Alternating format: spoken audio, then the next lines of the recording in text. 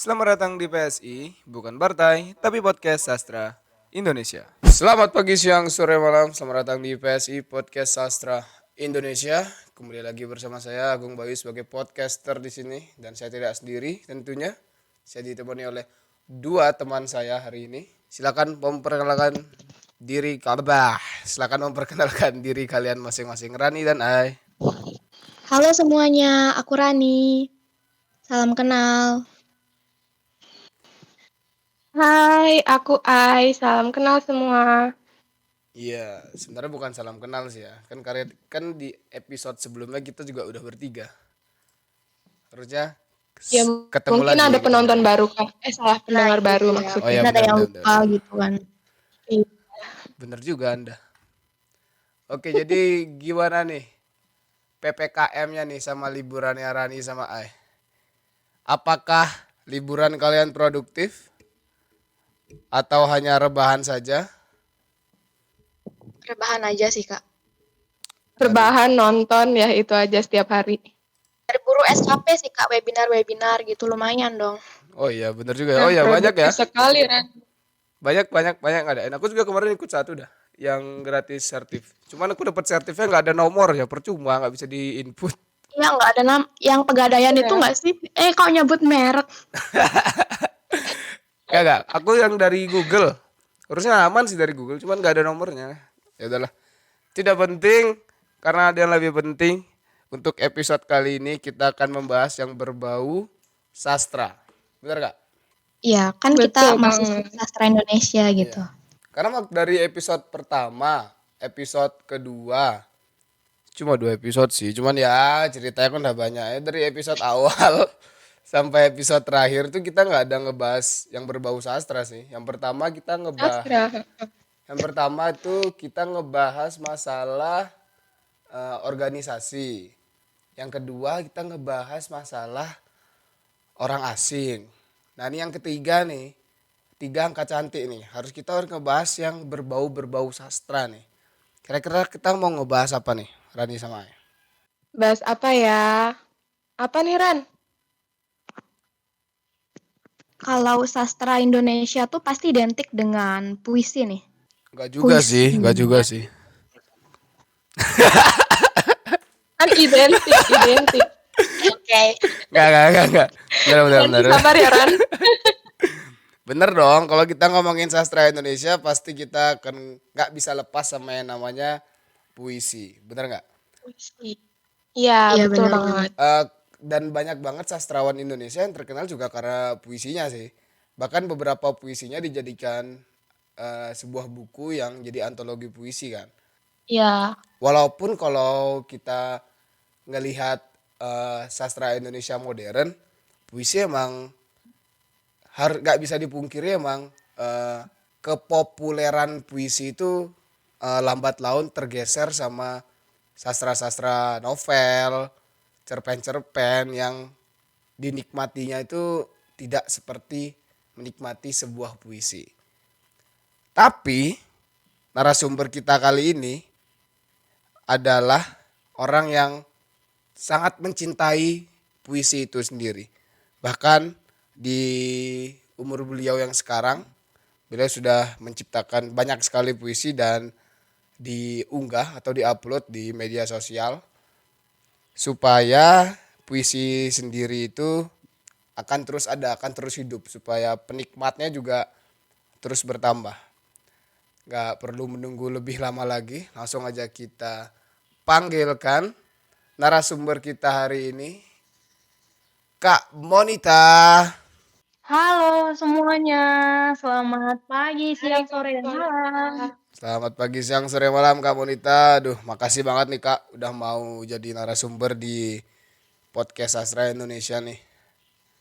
Iya, sama-sama tuh Mas. Kayaknya Kak Monita masih mau berkontribusi atas Himpunan Mahasiswa Sastra Indonesia. Banget, banget. Karena FYI buat para pendengar, Kak Monita ini merupakan mantan Ketua Himpunan Mahasiswa Sastra Indonesia. Angkatan berapa Kak? 2017 ya? Ya, benar sekali, 2017. 2017 sampai 2018, habis itu digantikan sama Karido, yang sekarang digantikan sama Krisi, yang tahun depan akan digantikan oleh siapa? Ai sama Rani? Bukan aku sih pastinya. Gak boleh Aku gitu. mundur. Ini ada mantan ketua Himasindo, kalian nolak-nolak jadi ketua Himasindo. Itu pekerjaan yang sangat mulia loh, Kak. Bener gak, Kak? Ya benar banget. Karena selain meluangkan waktu, tenaga, tentunya juga meluangkan emosi, bener gak, Kak? Uh, Karena ya bisa begitu. seperti yang saya rasakan, sekarang saya juga masuk di jajaran elit global Himasindo. Ngurus angkatan bawah itu lumayan juga ternyata, Kak ya. Ya, tapi enak juga kalau dinikmati. Untuk beberapa orang. Untuk saya tidak ada yang bisa dinikmati dari ngurusin anak orang. Tapi kita dijadikan pelajaran, ada pelajaran yang bisa diambil supaya kedepannya bisa jauh lebih baik lagi. Langsung aja nih Kak, tanpa berbasa-basi lagi, karena kita akan membahas mengenai puisi. Dan Oh, FYI lagi buat kalian semua, ini kakak Monitanya sendiri yang mengajukan diri untuk membahas masalah puisi. Sebenarnya nih Kak ya, saya tuh punya niatan untuk bikin podcast bareng 2 atau 3 angkatan, ngeundang ketua-ketua Himasindonya. Jadi ngebahas Himasindo dari sudut pandang ketua Himasindo angkatan 17, 18, 19. Mau itu ntar di akhir periode Kak. Cuman Kak Monita udah nge-apply sendiri nih mau ngebahas masalah puisi.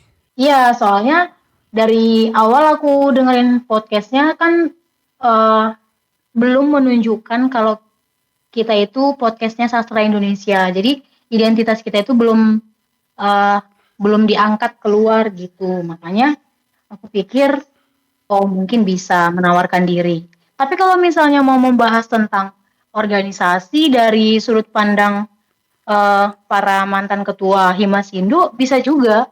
Itu nanti mungkin di akhir jabatannya. Yang mimpin sekarang bisa diatur lah itu. Nah, bener banget Kak. Makanya sepanjang podcast ini berjalan, pasti nggak bisa dipungkirin, mau itu dari aku, mau dari Rani, dari Ai, pasti akan ada pertanyaan yang menyinggung ke arah sana. Jadi kalau kita keceplosan, tolong kakak jangan jawab Kak ya. Supaya ntar pertanyaan itu kita simpen dulu dan kita bahas bersama dengan ketiga ketua Himasindo di akhir periode 2019-2020. Setuju Kak ya? Setuju. Oke, jadi kakak udah mengiyakan bahwa akan masuk lagi, kita undang di PSI di episode akhir periode. Jadi buat para Siap. pendengar, kalau kalian penasaran gimana POSI 2017, POSI 2018, POSI 2019, ntar tunggu di akhir periode 2020 ini akan kita bahas semua. Busuk-busuknya, buruk-buruknya, lucu-lucunya, masalah inisiasi prodi akan kita bahas bersama Ketua Himasindo di akhir periode. Oke, langsung aja nih Kak. Kita masuk ke pertanyaan yang pertama. Menurut Kak Monita, puisi itu apa sih? Kenapa sampai Kak Monita bisa secinta itu sama seni sastra ini? Kenapa kakak nggak lebih into ke novel, ke cerpen, atau mungkin ke muspus yang lebih modern, yang pasarnya itu jauh lebih banyak gitu di kalangan anak muda atau kalangan milenial? Kenapa kakak malah justru memilih puisi? Yang kalau dari sudut pandang saya sih Kak, puisi itu kayak udah jenis sastra yang memang sastra atau seni itu nggak mengenal zaman. Cuman kalau kita being realistis sedikit, kayaknya puisi semakin lama tuh semakin ditinggalkan Kak. Kenapa Kak Monita masih menekuni si seni ini itu? Bahkan Kak Monita sampai mau ngomongin ini di podcast Sastra Indonesia. Oke, aku jawab ya. Silakan Kak. Puisi itu, menurut aku, puisi itu adalah kumpulan kata-kata indah yang dipilih dari kata-kata yang paling indah dan ditata untuk menjelaskan secara singkat, padat, dan jelas dan penuh makna tentang perjalanan seseorang, pengalaman seseorang, atau pesan yang ingin disampaikan oleh seorang penyair kepada pembaca. Nah, kenapa aku cinta sama puisi? Aku cinta puisi itu sejak aku masuk ke program studi sastra Indonesia. Awalnya aku tuh suka nulis udah dari SD ya. Tapi waktu SD itu aku nulisnya kayak dongeng, cerita-cerita, legenda-legenda yang aku buat dari hasil imajinasi sendiri. Kenapa aku bilang kayak gitu? Karena kalau kalian juga masih ada kenangan itu di waktu SD, sering ada pameran buku. Nah, di kampung aku tuh ada pameran buku yang sering jual kamus, sering jual buku-buku legenda. Nah, aku Hmm. sering banget beli beli bukunya.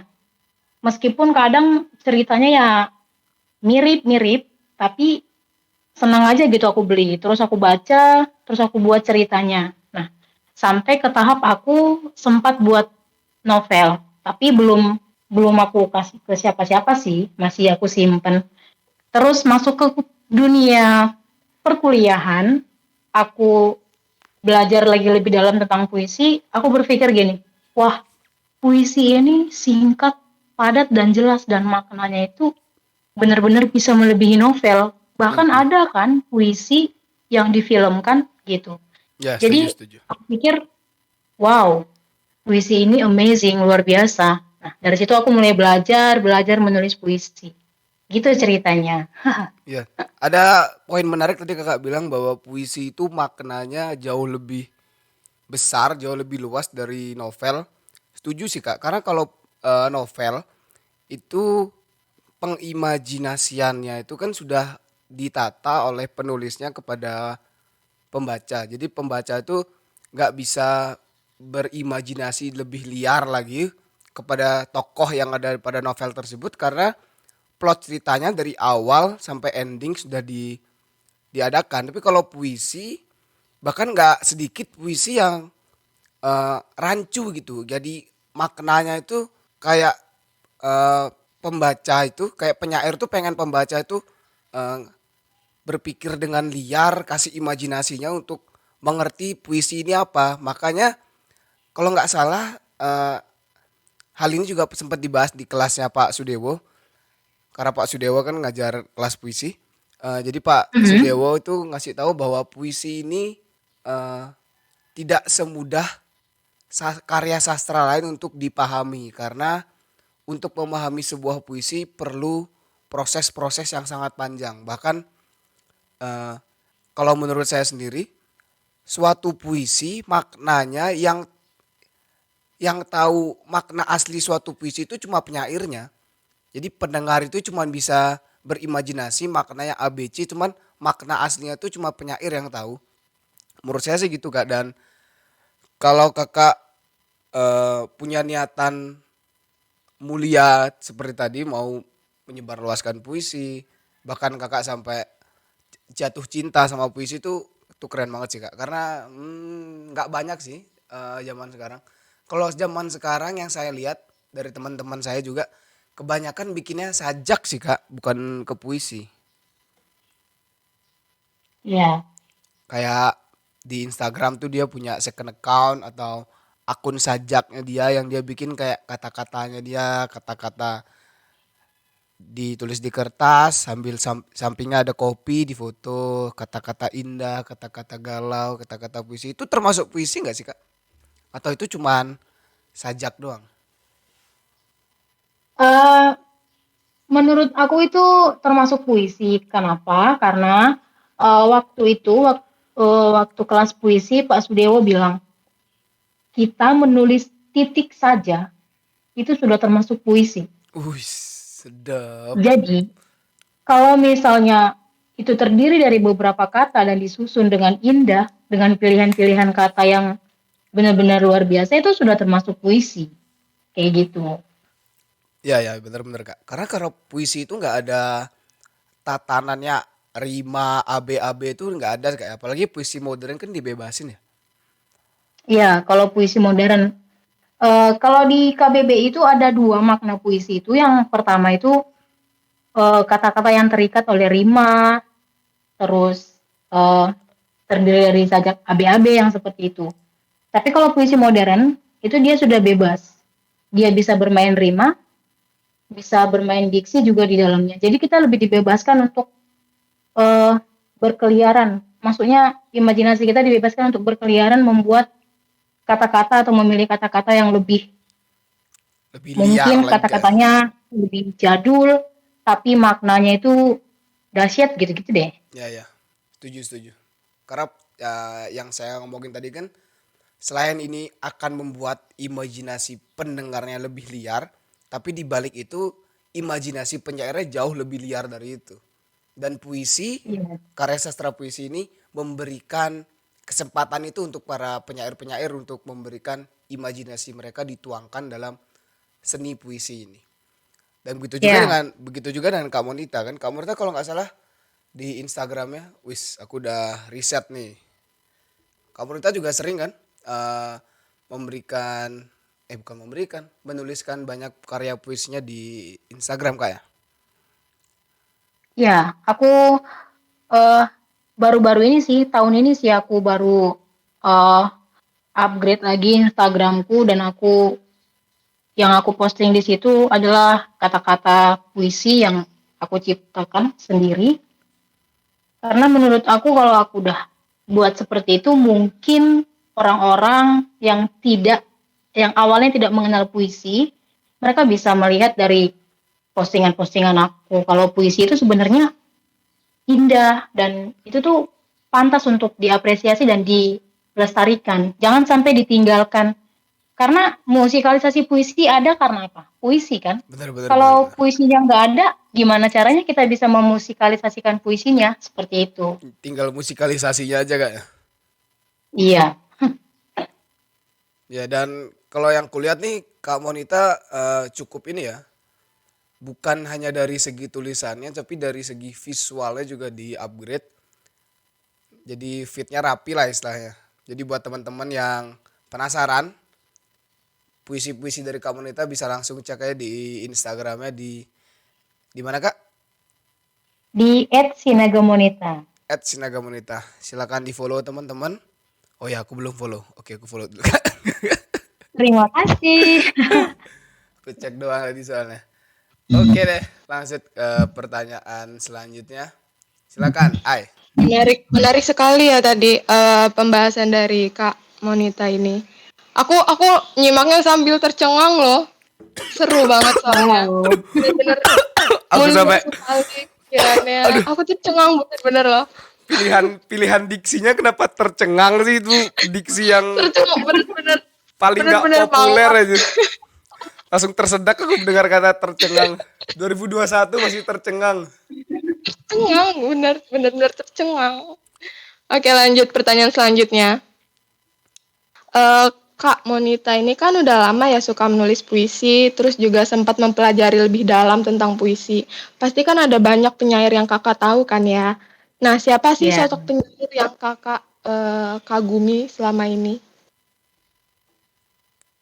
Oke, sosok penyair yang aku kagumi selama Kayak gue sejak tahu aku deh. cinta puisi, Kayak gue tahu deh nih. itu ada tiga. Kok tiga Ada sih Kak? tiga Oh, tiga ya? penyair. Iya, ada tiga. Tapi yang benar-benar membuat aku jatuh cinta sama puisi itu adalah Franz Najira. Wih, oh salah. Aku pikir tadi Pak Sapardi. Pak Sapardi tadi aku pikir. Kak Abai so tahu. Ya, Sapardi juga itu salah satunya. Tapi yang paling berkesan di hidupku tentang puisi itu adalah Franz Najira. Kenapa aku bilang seperti itu? Di tahun 2017, tanggal 17 September, aku masih ingat banget. 17 September 2017 itu Franz Najira launching antologi puisi Peluklah Aku. Lalu Bumas, kenal kan sama Bumas? Kenal dong Kak. Ya, pastinya. Nah, Bumas itu dia salah satu pembicara yang membedah buku antologi Peluklah Aku ini. Nah, mahasiswanya diundang ke Bentara Budaya Bali.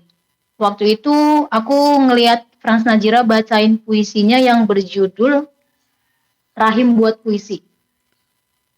Nah, dari situ aku mulai mengagumi dan aku putuskan untuk membeli bukunya dan aku pelajari.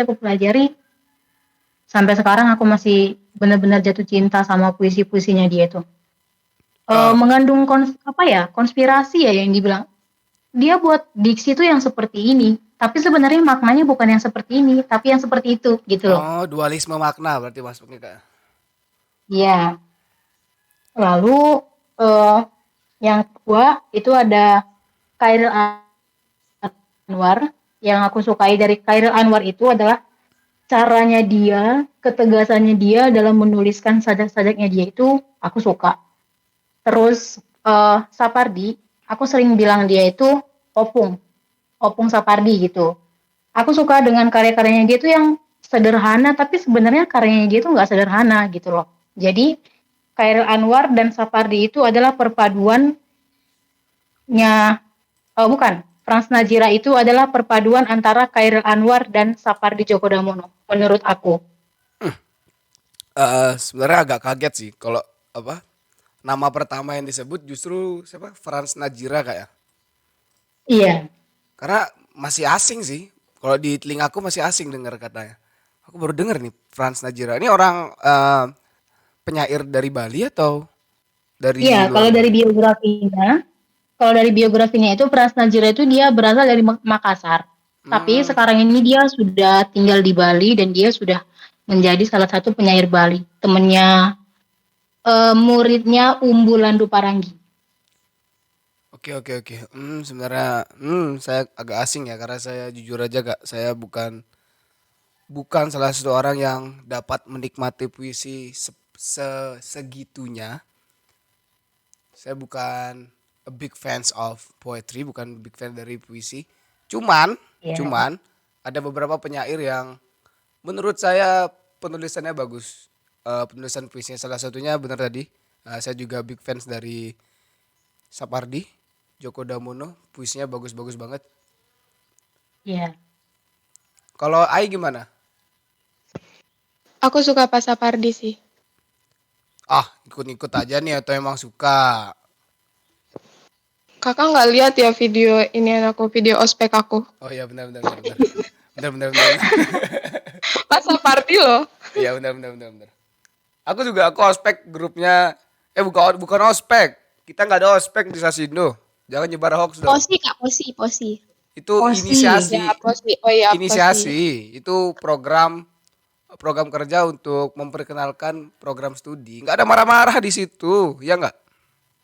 Iya, Iya. bener nggak ada marah-marah kok, nggak ada. Iya nggak Kan ada. kan online, Iya. jadi nggak ada marah-marah. Pelonco-pelonco itu nggak ada. Aduh 2021 masa ada pelonco-pelonco. Iya kak, iya udah lanjut. Kita lanjut nih. Pertanyaan selanjutnya Rani. Oke, aku mau tanya nih, selama kakak menulis puisi itu pernah nggak sih merasa kesulitan dalam membuat puisi? Misal mau nulis kata-kata misal mau nulis kata-kata, tapi kata-katanya tuh nggak keluar gitu dari pikiran gitu. Oh, kalau itu untuk seorang yang aktif menulis puisi pasti pernah, tapi prosesnya berbeda-beda.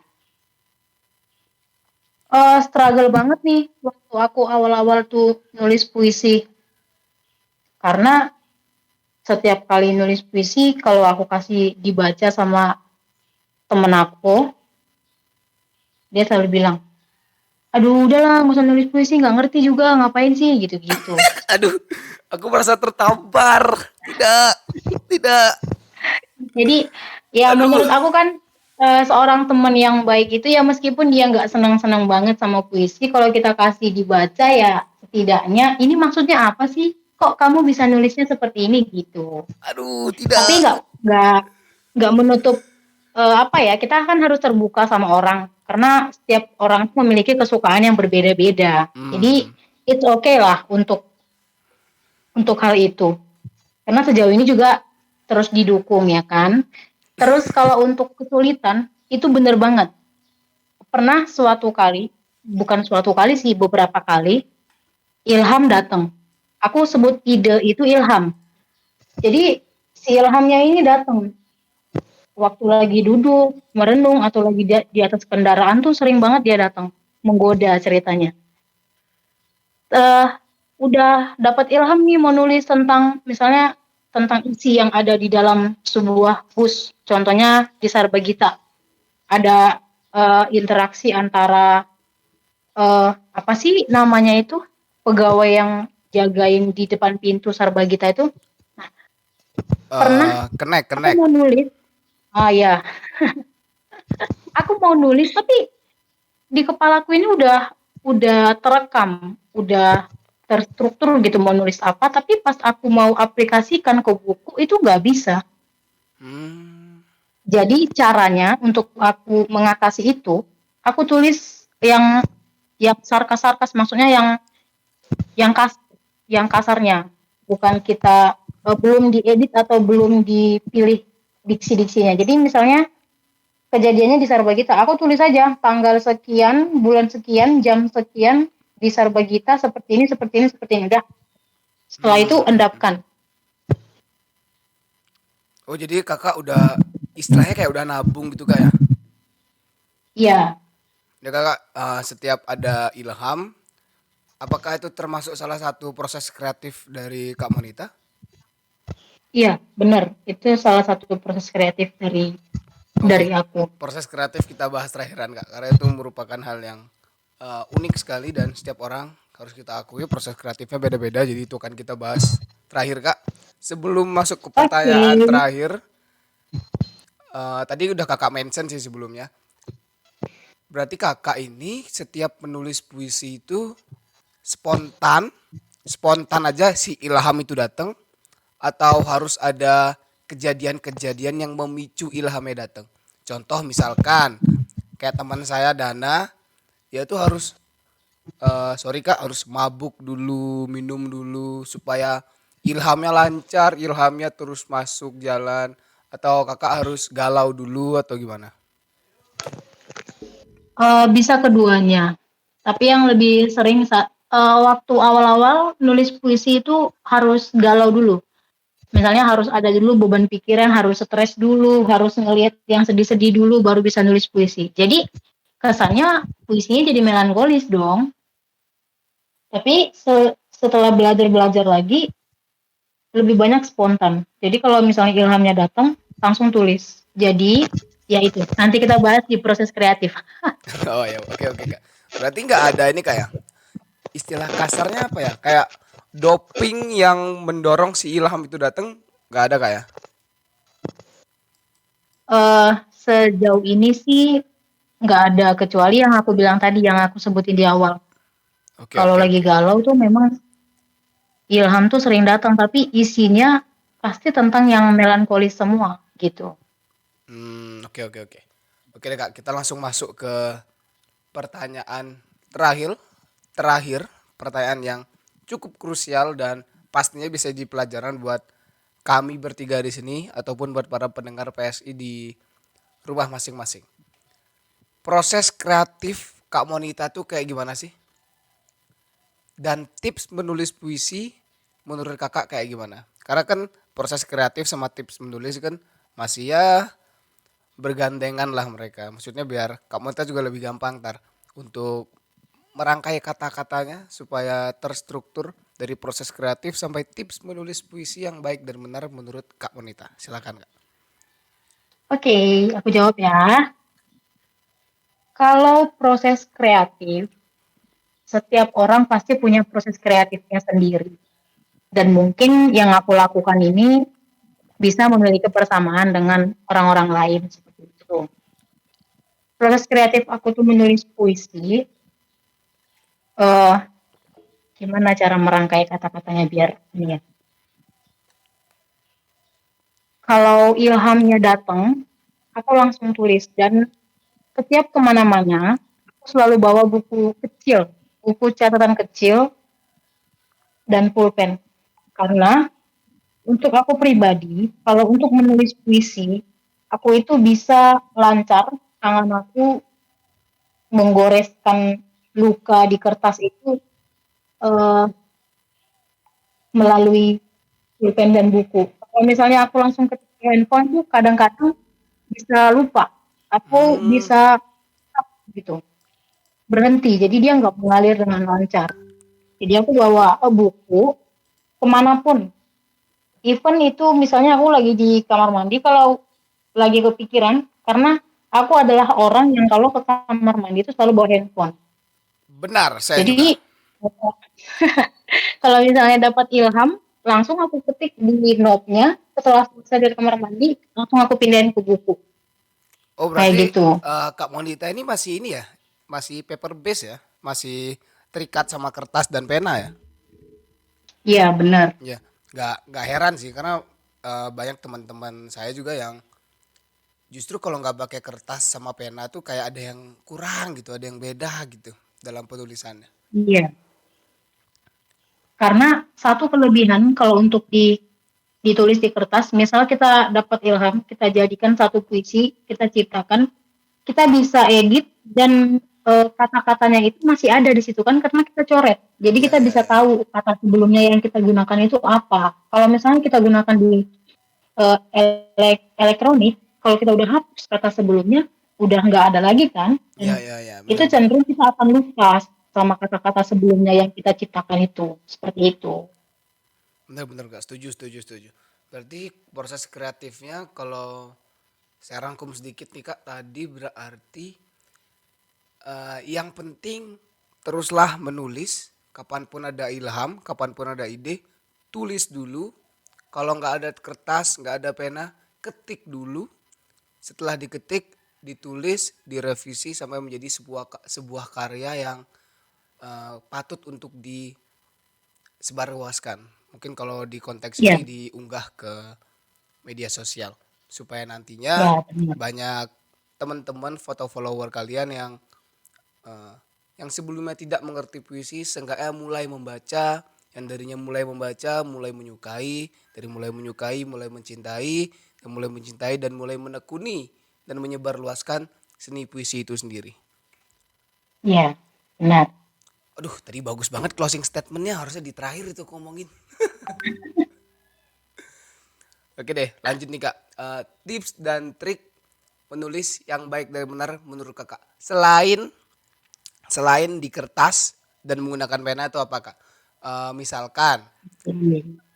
tips menulis saya misalkan, kayak saya nggak bisa bilang tips menulis sih karena saya bukan seorang penulis puisi, cuman mungkin tips penulisannya gunakan kata-kata yang paling kasar yang bisa kamu temukan supaya puisi yang kamu ciptakan adalah puisi yang real, puisi yang asli, puisi yang gitu. Atau apa Kak? Mungkin tips menulis puisi menurut Kakak itu kayak gimana? Oke. Tips menulis puisi dan trik cara menulis puisi menurut cara aku yang sudah aku gunakan juga selama ini. Satu, eh, konsisten dan komitmen untuk menulis minimal satu kata setiap hari. Minimal satu kata setiap hari. Contoh, kamu lagi masak, tulis aja, masak.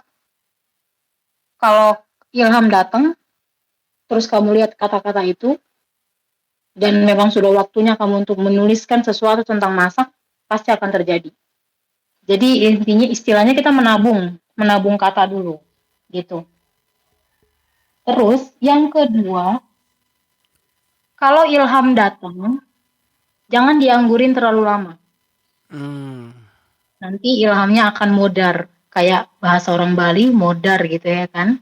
ya, ya, ya. Jadi karena ilham itu, aku bisa katakan ilham itu datang dia maksimal 3 kali untuk mengulang hal yang sama. Yang udah aku rasain, ilham itu datang dia minimal 3 kali. Misalnya yang pertama, kita lagi bener-bener sibuk banget, ilhamnya datang. Nantilah dulu, aku mau fokus nyelesain ini dulu. Oke, mungkin yang kedua kalinya dia datang, tapi kita lagi nggak mood nulis puisi, ntar aja deh, males banget gitu. Terus yang ketiga kalinya dia datang, setelah itu yakin aja nggak akan pernah datang lagi. Ataupun kalau misalnya ilhamnya ada yang mirip-mirip seperti itu, tapi nggak sama, kayak gitu. Jadi jangan menganggurkan ilham itu terlalu lama. Jadi ilhamnya pengangguran, nggak ada kerjaan. Jadi dia cari kerjaan lain deh, gitu. Sama kayak ini Kak ya, sama kayak perasaan Kak ya. Jangan dianggurin Yes, terlalu lama. betul. Udah datang sekali kita tolak. Datang 2 kali kita tolak, datang 3 kali kita tolak. Ya jangan berharap akan datang lagi. Iya, dia cari yang lain dong. Iya, bener bener bener Kalian bener curhat. bener. Nggak, bukan curhat, tapi curcol. Oke, lanjut ya. Oke, Yang silakan ketiga, dilanjutkan. Oke, Kak, aku punya hmm, pertanyaan. Kan pas nulis oke. puisi itu, Radi, ya itu Kak Monita masih mau lanjut tips ketiga, kok lanjut pertanyaan. nggak fokus Kak, nggak fokus. Belum minum air, bentar-bentar. Maaf ya Kak, Oke, lagi minum ngomong. dulu, minum. Oke, kita lanjut ya. Yang Lanjut ketiga lanjut ya. Kak, lanjut Kak. Oke, yang ketiga, kalau nulis puisi, usahakan kamu pilih kata-kata yang benar-benar kamu tahu maknanya dan kamu nyaman dengan kata-kata itu. Mm, mm, mm, mm. Jangan terlalu memaksakan diksi. Misalnya kamu ingin eh, membuat puisi itu seirama. Misalnya dia a. Misalnya dari awal kata di baris pertama sampai akhir kata di baris pertama itu kamu membuat akhir dan a semua. Dan kamu memilih kata-kata yang sekiranya kamu berpikir itu cocok. Tapi sebenarnya kalau dibaca itu dia akan membuat orang merasa kok janggal ya, gitu. Itu yang ketiga. Terus yang terakhir, sebelum di up atau sebelum diposting, cara yang sering aku gunakan itu aku endapkan. Aku tulis puisi, lalu aku endapkan beberapa hari atau beberapa waktu. Karena aku percaya kalau puisi diendapkan, even itu kalau kita langsung posting di Instagram, menurut aku itu harus diendapkan dulu atau dibiarkan dulu beberapa waktu supaya puisi itu memiliki nyawa atau dia bisa hidup. Jadi kalau misalnya orang baca puisi kita ada ininya, apa namanya? Kayak ada arwahnya gitu loh. Kita jadi ngerasain misalnya puisi itu lagi sedih atau puisi itu lagi marah, puisi itu lagi mau memesankan sesuatu gitu. Itu sih yang sering aku lakukan dalam proses kreatif dan cara aku nulis puisi. Berarti ini Kak ya, dari sudut pandang seorang yang udah punya keterikatan sama puisi, bahkan bisa mengerti bahwa puisi itu punya rasa, Kak ya. Iya, benar. Ini menarik sih, menarik. Karena baru kali ini aku dengar bahwa puisi itu harus diendapkan supaya nyawa dari puisi itu masih bisa hidup, masih bisa mengekspresikan dirinya sendiri. Ini keren. Mungkin buat teman-teman juga, aku yakin baru pertama kali denger sih ini dari seorang penyair, bahkan bisa dibilang penyair yang masih amatir menuju profesional. Amin Kak ya. Amin. Oke deh Kak. Nah Rani, ini baru udah selesai Ran. Langsung masuk ke pertanyaan selanjutnya Ran. Tadi belum selesai. Oke, silakan. Tadi belum selesai itu tadi. Oke. Jadi aku mau nanya, cara menentukan judul puisi itu kayak gimana sih Kak? Aku tuh sering banget bingung nyari judul yang pas, tapi ternyata endingnya tuh nggak nyambung sama isi puisi yang aku buat gitu Kak. Gimana caranya nyentuhin judul puisi yang pas? Nah, saya juga sama. Walaupun bukan di puisi, biasa di cerpen. Bukan penulis cerpen Oke. juga saya sih Kak. Saya biasanya kalau di tugas-tugas mata kuliah sastra, walaupun sudah semester 5 udah penjurusan, saya nggak akan dapat sastra lagi. Cuman ya bisa jadi pelajaran juga buat teman-teman. Karena pasti ini problem yang untuk orang yang jarang menulis pasti sering dapat problem kayak gini. Bahwa Iya. sulit menemukan judul yang cocok. Kalau dari kakak sendiri gimana nih tipsnya untuk menentukan judul dan menemukan judul yang cocok dengan isi? Oke. Kalau untuk menentukan judul di sebuah puisi itu, yang sering aku lakukan itu adalah aku dapat judulnya dulu sih. Biasanya aku kayak gitu. Oke oke oke oke. Jadi, kata-kata atau ilham yang pertama kali muncul di kepala, itu biasanya kujadikan judul. Contoh, puisiku, eee, yang mana ya? Oh, di Instagram tuh ada Wih, yang judulnya Lies, L-A-Y, terus S, ya. itu Itu, bukannya nama keripik, Kak? ya bisa juga dibilang itu nama keripik. Tapi itu bukan di-endorse. Bukan tentang keripik ya, tapi kan isinya ini. Itu Oke oke aku oke. dapat ilhamnya dari sebuah film. Oke. Nah, dari tadi aku cari-cari filmnya, tapi aku lupa judulnya. Ini nih kelemahanku, kalau aku nonton film, even itu drakor sekalipun, kalau aku nonton, aku tuh nggak pernah ingat judulnya. Tapi aku tahu alur ceritanya gitu. Ya, sama-sama. Kayak semua penikmat film juga gitu deh. Iya kali ya. Iya, kayaknya semuanya begitu. Iya. Aku juga gitu soalnya. Kalau kalau dipancing, kamu tahu nggak film ini? Aduh, film apa tuh? Itu loh yang karakternya gini gini gini. Oh ya, tahu tahu tahu tahu. Cuman kita nggak tahu judulnya apa itu judulnya. Iya, benar. Aku sering gitu. Jadi kalau teman-temanku nanya, "Udah nonton ini belum?" "Hah? Apa itu?" Gitu. Jadi pas ditonton, "Oh, alah aku udah pernah lo nonton ini." Nah, jadinya Mm. gitu. Oke, Puisi kembali ke Lies. Ya, laptop. ya, Puisi Lies nih berarti judul filmnya Lies atau kakak nonton filmnya lagi Bukan, makan keripik Lies? bukan. Pemeran utamanya namanya Laisa. Oh. Kalau kalian pernah nonton film yang mereka itu kakak adik tinggal di kampung, terus kakaknya itu eh, diperankan oleh Nirina Zubir, yang dia karakter tokohnya itu dia hitam, terus jelek, terus eh, nggak laku, gitu. Itu ceritanya. Kalau kalian pernah nonton, itu filmnya bagus sih, film Indonesia. Film Indonesia kak? Iya, Bidadari Surga. jadi iya kali ya. Saya langsung Google nih kak. Nirina Zubir berperan sebagai Laisa. Bidadari Surga. Belum pernah nonton sih saya. Nah, ya itu kalau belum nonton silakan ditonton isi. Filmnya menurut aku bagus dan eh, ketulusan hati tokoh utamanya itu benar-benar aku dapat waktu itu. Jadi ilham yang aku dapat itu Lies, tulisannya L-A-Y, terus tanda apa tuh yang di atas Ah, kayak koma kutip, tapi dia di atas kutip, lupa dia kutip, namanya kutip, apa. kutip, kutip. Tanda kutip. Terus S. Udah, aku buat aja itu judulnya. Terus isinya itu menjelaskan tentang sosok si Lies ini gitu. Oke, oke, oke. Tapi kalau orang eh, ngejudge dari covernya, dari judulnya, pasti akan berpikir keripik, Kak. Iya, Saya juga tadi mikir, itulah. Lais. Oh, ini. Itulah kenapa Iya, bisa. teman-teman don't judge the book by its cover. Jangan nilai puisi dari judulnya, teman-teman. Dibaca dulu, dimengerti. Ntar salah ngira Yes. kayak aku nih. Oh, Kirain Kak Monita bikin puisi keripik Lais.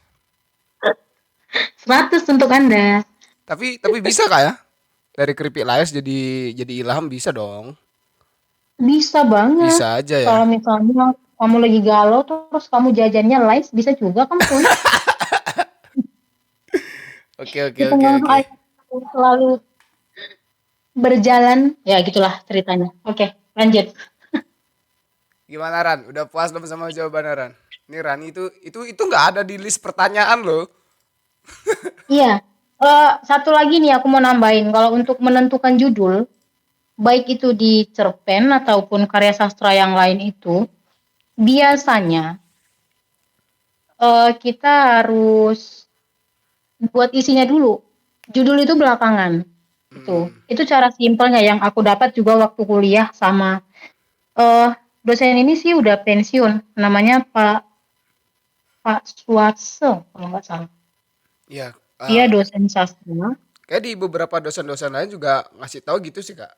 Kalian buat dulu isinya kayak Bu Maria juga waktu tugas bikin cerpen juga bilang gitu. Untuk judul Iya, kalian buat dulu isinya, judulnya menyusul nggak apa-apa. Makanya tadi saya kaget waktu Ya. kakak bilang justru kebalikannya gitu, yang dimana ketika mendapatkan suatu ilham, ambil aja garis besarnya, poin besarnya, isinya menyesuaikan dengan judul.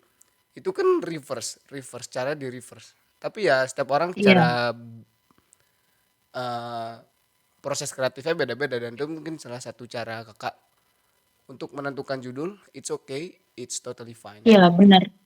Dan nggak menutup bukan gimana ya bilangnya? Eh nggak mustahil juga untuk aku tulis isinya dulu baru aku tentukan judul. Yang aku kasih tahu tadi itu memang yang sering aku lakukan. Tapi aku juga pernah melakukan tulis isi dulu baru aku tentukan judul seperti itu. Itu kayak ini kayak kalau menentukan isi baru menentukan judul kayak eh, cara paling umum, general. Cuman kalau untuk Iya. untuk menciptakan puisi yang Kak Monita banget, itu harus judul dulu baru baru isinya. Mungkin itu teman-teman yang bisa kita ambil. Gimana Rani? Yes, benar banget. Gimana Rani? Sudah oke sama jawabannya? Sudah bisa menentukan Sudah. judul puisimu Rani? Oh, kalau itu belum tahu sih, ke depannya lihat aja nanti. Soalnya pas semester kemarin di mata kuliah apresiasi sastra disuruh bikin puisi kan, dan judul puisiku itu nggak nyambung, jadi malu gitu loh. Judul puisinya apa? Dibacain depan kelas, Judul puisinya jadi apa? gitu deh. Rani, judul puisinya apa? Ini. Apa ya? Citato. Nggak Tadi Kak Monita kan ada Lais. pokoknya. Aku nggak mau bahas lagi, aku malu jadinya.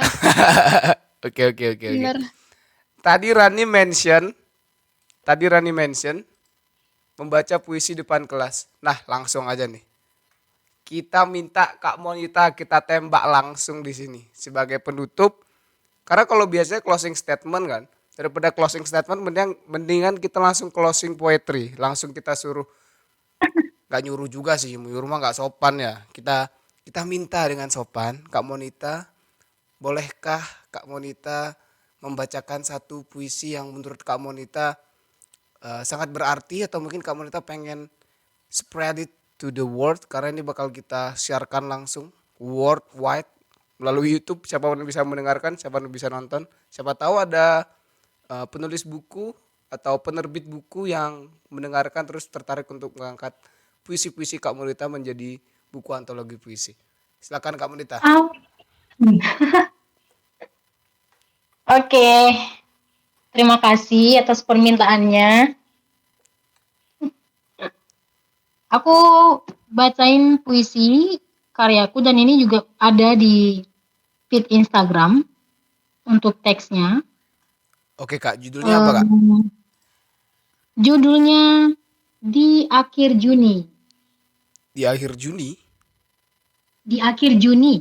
Di akhir Juni. Oh, ini akhir Juli sih, sekarang udah bulan Juli nih. Belum akhir, masih nyaris. Oke. Di akhir Juni, puisi dari Kak Monita. Waktu dan tempat dipersilakan. Di akhir Juni.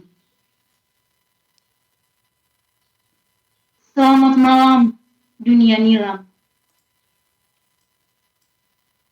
Percikan cahaya bulan bias di depan mata. Selangkah lebih lelah sudah ditelaah. Melisankan doa yang telah ditata menjadi rumah baru dalam tatanan etalase. Sejak kata deklarasi berintegritas, jangan lupa dengan taubatmu.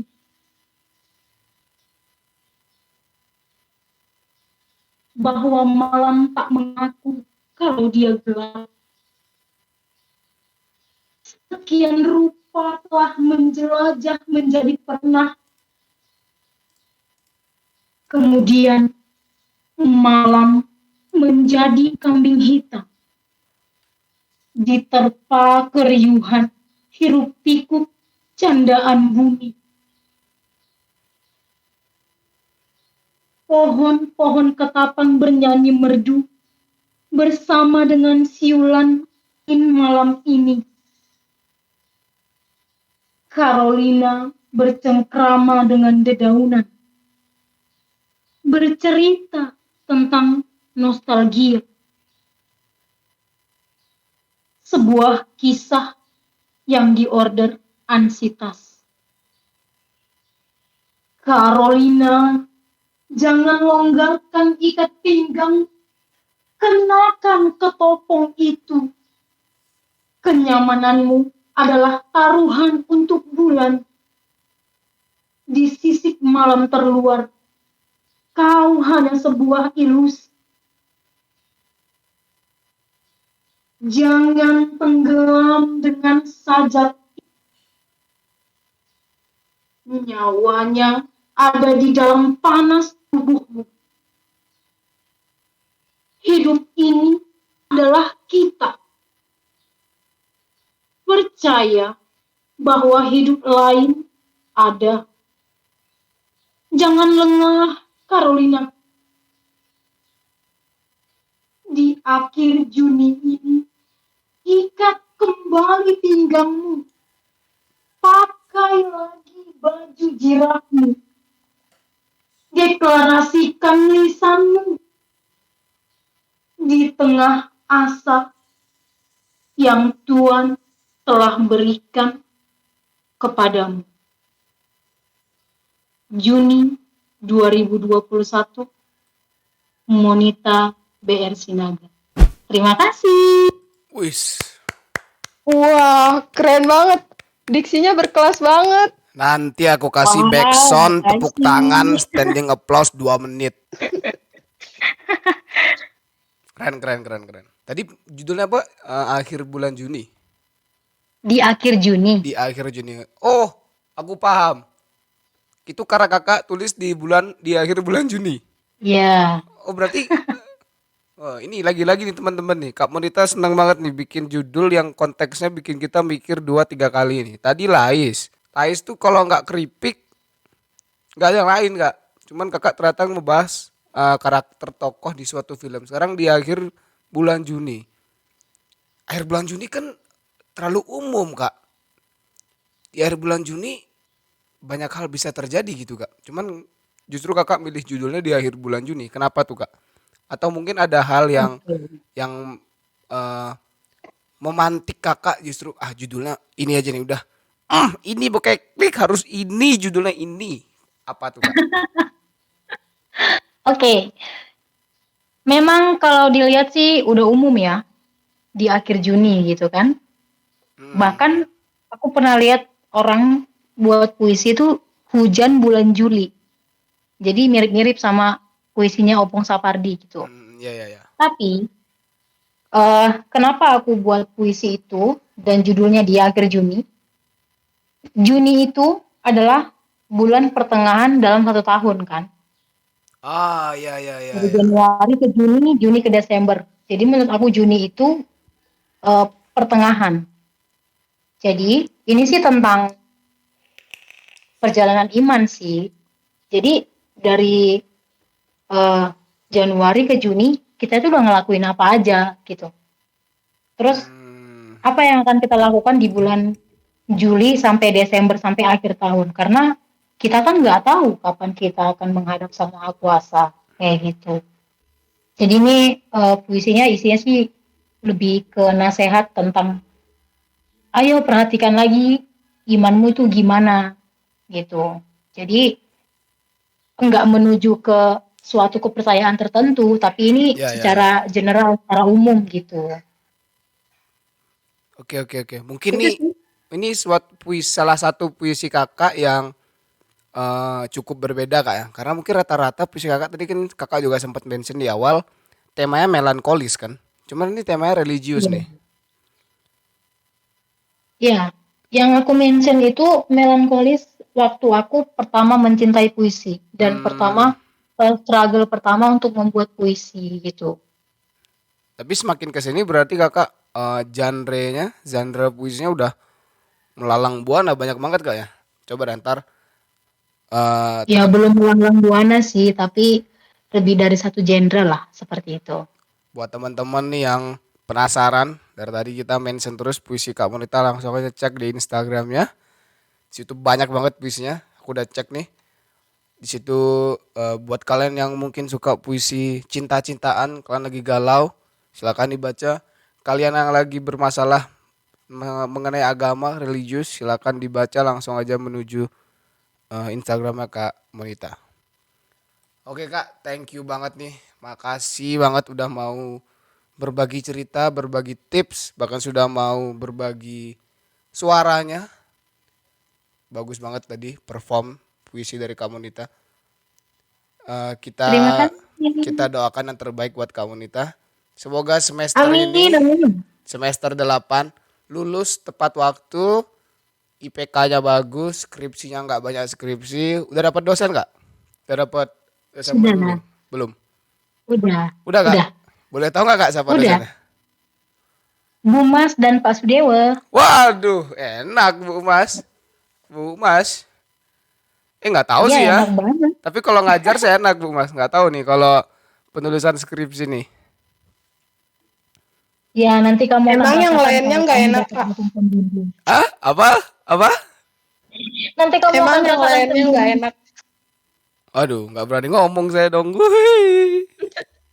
Enak kok, semua dosen itu enak dengan caranya masing-masing. Iya. Iya, betul. Dosennya enak, mahasiswa yang tidak tahu dong, tidak tahu. Oke Kak, thank you banget Kak udah mau mampir-mampir di PSI. Semoga makin sukses ke depannya. Dan semoga cepat-cepat terbit buku antologi puisinya. Atau novelnya tadi Kak Monita juga sempat mention sempat bikin novel. Semoga lebih banyak karya yang kita terima, yang kita tunggu dari Kak Monita Sinaga. Semoga makin sukses ke depannya. Amin. Terima kasih sudah mau Ya, hadir aku di ada nih satu lagi. apa tuh Kak? Ada project aku mau buat antologi puisi tunggal sih. Doain Wih. ya. Semoga berhasil. Amin. Amin, amin, amin, amin. Tuh teman-teman, ini Kak Monita udah nyiapin plan yang begitu banyak loh. Walaupun dalam semester menyusun skripsi, kalian yang mendengarkan ini, yang tiap hari cuma rebahan, nonton film, makan, tidur, berak. Hey, get up, ayo bangun. Ayo bangun, ayo bangun. Kita berproduktif bersama. Contoh Kak Monita. Kalau Kak Monita aja bisa, kita semua pasti bisa. Terima kasih sudah mendengarkan podcast Sastra Indonesia episode ini. Semoga ini berguna bagi kita semua. Dan jangan lupa klik like kalau kalian suka, dislike kalau kalian gak suka. Jangan lupa klik tombol Jangan lupa klik tombol subscribe dan nyalakan lonceng notifikasi supaya kalian mendapatkan notifikasi kalau kita update video baru. Sampai jumpa di podcast Sastra Indonesia selanjutnya. Bye-bye.